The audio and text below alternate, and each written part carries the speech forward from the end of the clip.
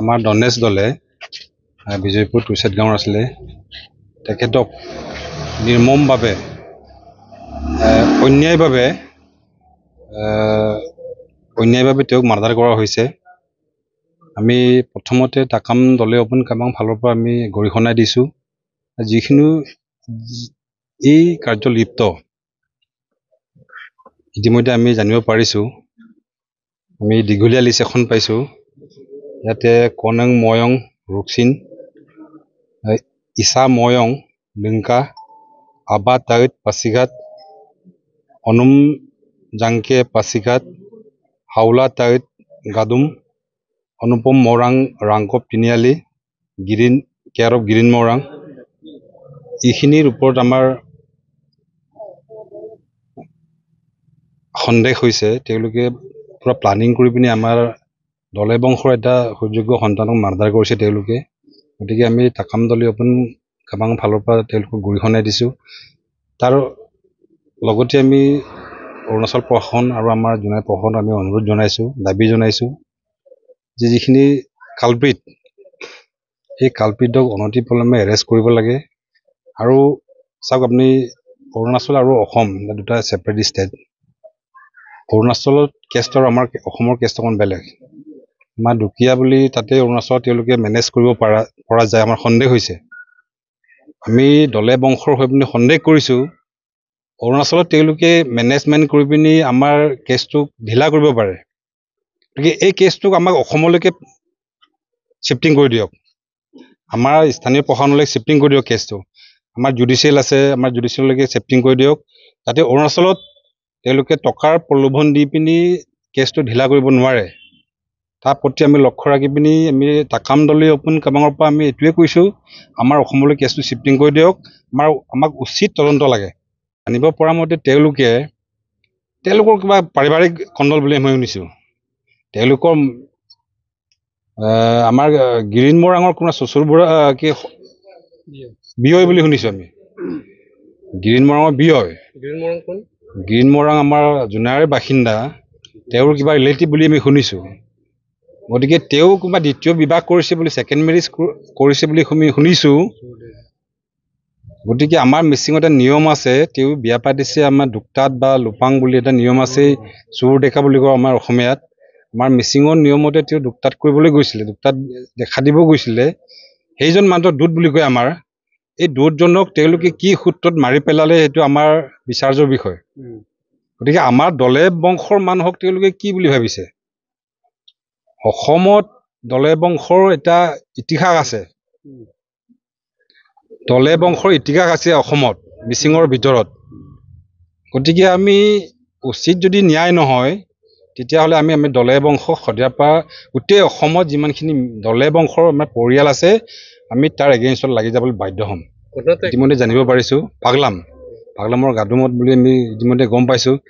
গতিকে আমি স্থানীয় প্ৰশাসনক একদম টানি অনুৰোধ কৰিছোঁ যে আমাক উচিত ন্যায় লাগিব, অন্যথা আমাৰ কিন্তু উপায় নাই আমাৰ।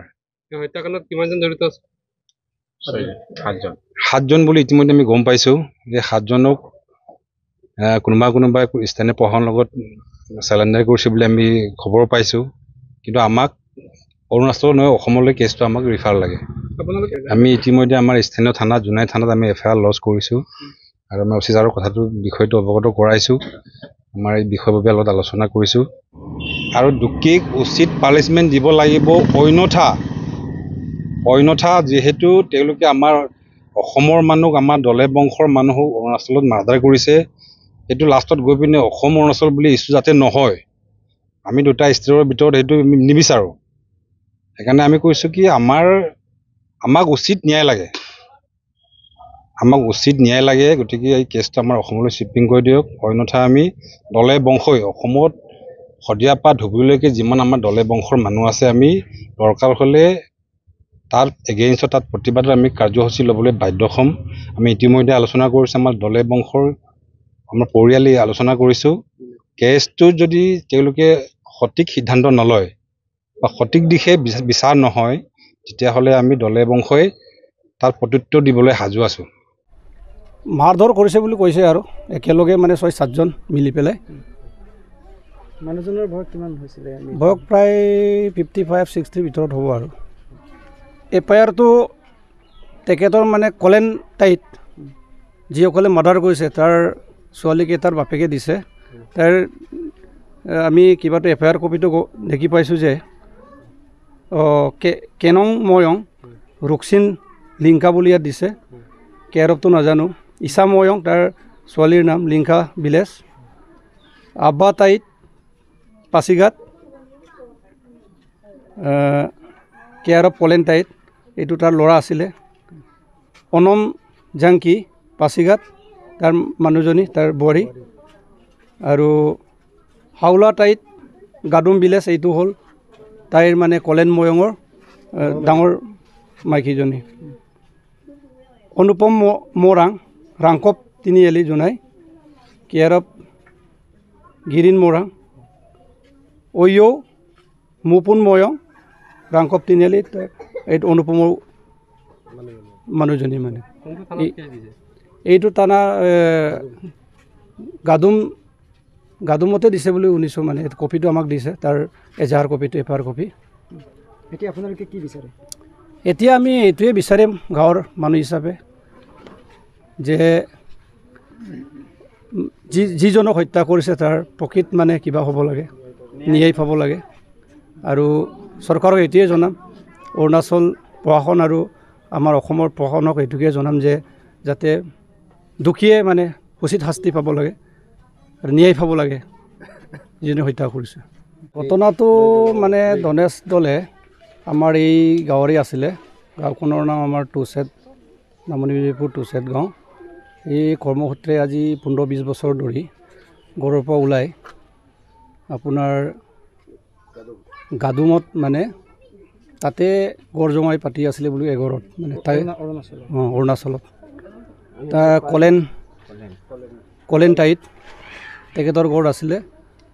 তাৰপিছত সি সেইদিনা যোৱাকালি আমাৰ খবৰ পোৱা মতে যোৱাকালি গাদুমৰ পৰা আহি পাগলামত মানে এঘৰ মানুহ এজন মৰিলে বুলি ইয়াতে নিজৰ মানুহ তাত চাবলৈ আহিছিলে। তেতিয়া তাতে মানে মাৰ্ডাৰ হ'ল বুলি আমি গম পাইছোঁ। কাৰ ঘৰত হৈছে মাৰ্ডাৰ? ঘৰটো আমি ক'ব নোৱাৰোঁ, কি টাইট এঘৰ বুলি কৈছে পাগলামৰ, টাইট এঘৰতে হৈছে বুলি কৈছে। কেনেকৈ হত্যা হ'ল বুলি আপোনালোকে জানিব পাৰিছে? আমি জানিব পৰা মতে কলেন টাইট গাদুমৰ সি মানে কেইদিনৰ আগতে ছেকেণ্ড মেৰেজ কৰিছে বুলি কৈছে। এই ছেকেণ্ড মেৰেজটোৰ মানে গোটেই নীতি নিয়মখিনি মৃত্যুৰ কুটুমৰ লগত অহা যোৱা সেইখিনি কৰ্ম কৰি দিছিলে বুলি কৈছে তেখেত। সেইটোৰ মানে উদ্দেশ্য লৈ পেলাই ইয়াৰ নেতৃত্বতে মোৰ দেউতাই এনেকুৱা ছেকেণ্ড মেৰেজ কৰিছে বুলি ভাবি তাৰ মানে ছোৱালী জোঁৱাই মিলি পেলাই মানে প্লানিং কৰা নিচিনা আমি শুনিছোঁ। আৰু প্লানিং কৰি পেলাই তাক হত্যা কৰা হৈছে বুলি গম পাইছোঁ আৰু।